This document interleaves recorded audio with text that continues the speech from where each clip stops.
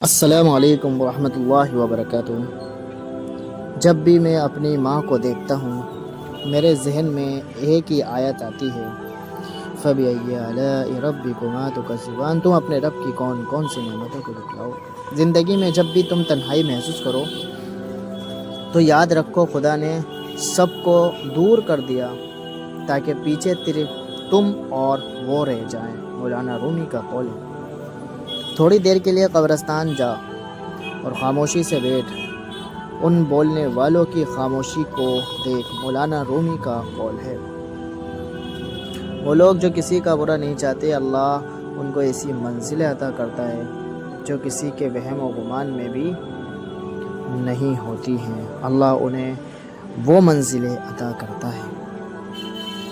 برداشت کے کانوں سے سنو، رحم کی آنکھوں سے دیکھو اور محبت کی زبان سے بات کرو۔ محبت کی زبان سے بات کرو۔ اگر ہم اپنا ہر کام سنت کے مطابق کرنے کی عادت بنا لیں تو ہمارا کام بھی ہو جائے گا اور اس پر ہمیں اجر و ثواب بھی ملے گا۔ بس تھوڑی سی محنت اور توجہ کی ضرورت ہے۔ دشمن ہمیشہ دماغ کے اور دوست ہمیشہ کردار کے منتخب کرو۔ حضرت مولانا رومی کا قول ہے۔ مفت میں صرف ماں باپ کا پیار ملتا ہے، اس کے بعد دنیا کے ہر رشتے کے لیے کچھ نہ کچھ چکانا ہی پڑتا ہے۔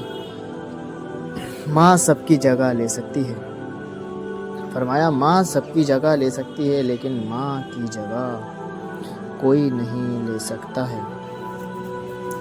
یاد رکھو جب تک اپنی نجات کا یقین نہ ہو کسی گنہگار کا مذاق نہ اڑاؤ۔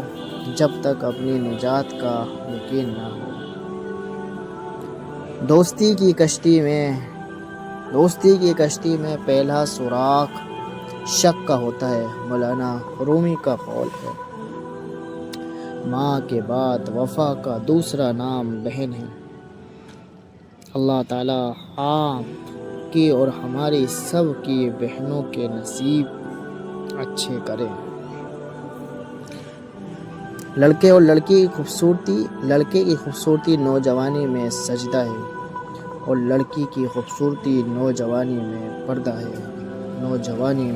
ہے۔ رزق عورت کے نصیب سے ہوتا ہے اور اولاد مرد کے نصیب سے، لہذا رزق کے لیے کبھی مرد نہ چھوڑو اور اولاد کے لیے کبھی عورت کو نہ بدلو۔ باپ کا امیر ہونا غریب ہونا معنی نہیں رکھتا، باپ کا ہونا ہی سب سے بڑی دولت ہوتی ہے۔ دوستو جاتے ویڈیو کو لائک اور چینل کو سبسکرائب کرنا مت بھولیں۔ جزاکم اللہ خیرا۔ السلام علیکم ورحمۃ اللہ وبرکاتہ۔